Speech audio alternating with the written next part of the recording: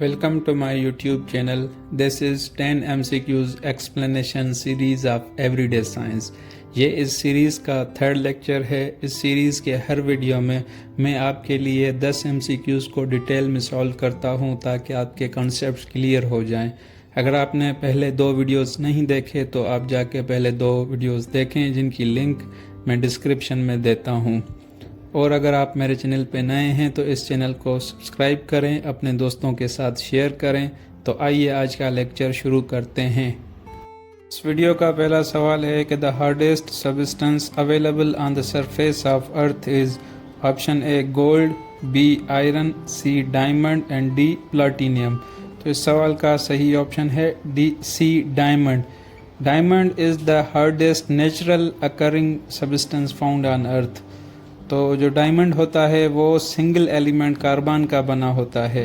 Diamond natural hardest substance है, तो जाहिर सी बात है कोई आर्टिफिशियल भी हार्डेस्ट सब्सटेंस होगा तो वो है सिलिकॉन कार्बाइड। समटाइम्स एक सवाल आता है कि which material is harder than diamond. तो इस सवाल का सही ऑप्शन होता है सिलिकॉन कार्बाइड, जिसको हम कार्बोरंडम भी कहते हैं। किसी भी मटेरियल की हार्डनेस मेजर करने के लिए जो स्केल यूज़ होती है उसको हम कहते हैं the Mohs hardness scale. Second सवाल है कि the variety of coal in which the deposit contains recognisable traces of the original plant material. इस सवाल को समझने के लिए आपको पहले समझना ज़रूरी है कि कोल किस तरह बनता है। Coal takes millions of years to form और इस प्रोसेस को हम कार्बोनेशन कहते हैं।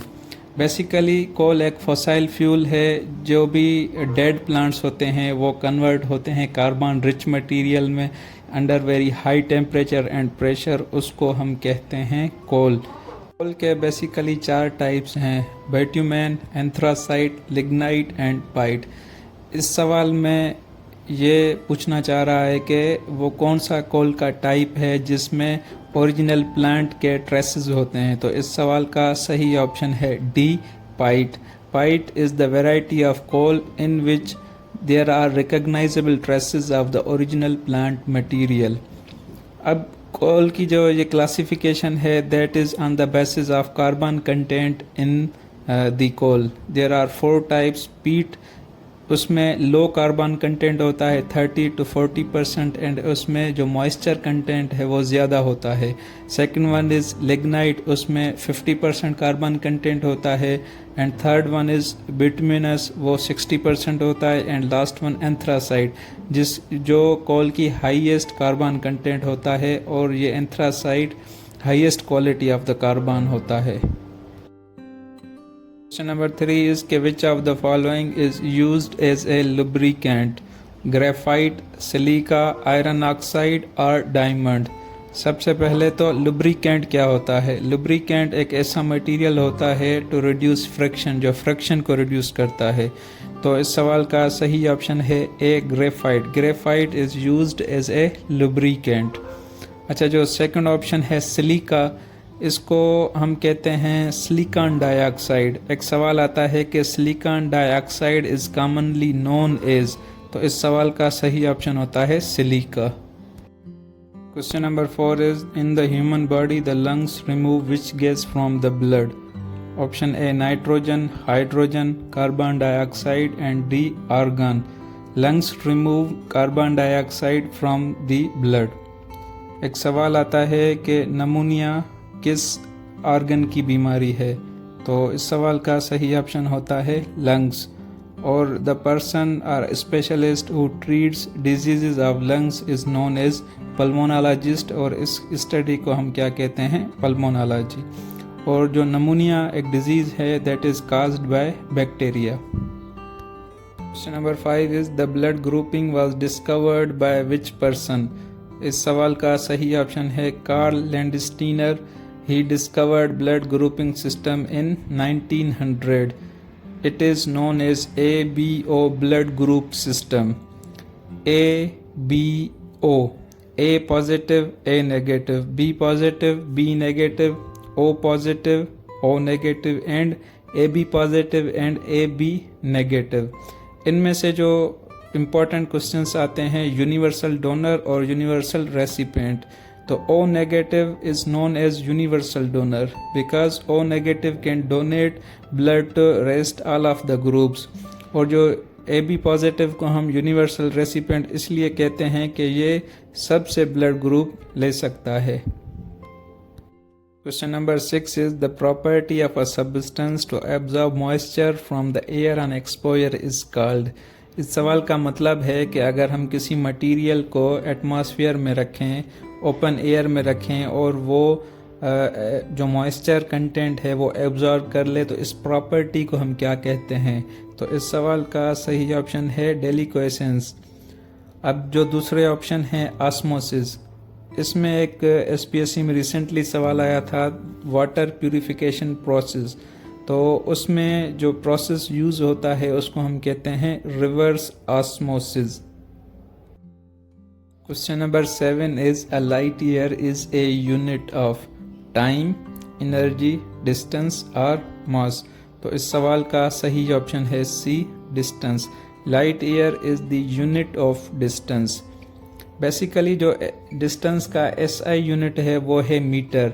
अब ये जो लाइट ईयर हम यूज़ करते हैं ये यूज़ करते हैं फॉर ह्यूज लॉन्ग डिस्टेंसेस, जैसे ये एस्ट्रोनॉमिकल यूनिट्स होते हैं, डिस्टेंस बिटवीन गैलेक्सीज और स्टार्स।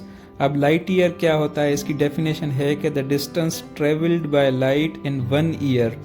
आपको पता है कि light moves at the speed of 300,000 kilometres per second. 3 into 10 raised power 5 kilometre per second और 3 into 10 raised power 8 metre per second. मतलब लाइट एक साल में जितना सफ़र तय करती है हम उसको क्या कहते हैं, 1 लाइट ईयर।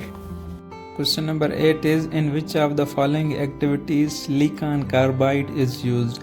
क्वेश्चन नंबर 1 में हमने स्टडी किया कि सिलिकॉन कार्बाइड एक आर्टिफिशियल मटेरियल है that is even harder than diamond, और सिलिकॉन कार्बाइड को हम कार्बोरेंडम भी कहते हैं। तो ये किसके लिए यूज़ होता है? Option A making cement and glass, option B disinfecting water of ponds, option C cutting very hard substances, option D making cast for statues. तो अगर हम इसकी प्रॉपर्टी को देखें कि ये एक हार्डेस्ट सब्सटेंस है तो ऑप्शन सी होगा कटिंग वेरी हार्ड सब्सटेंसेस।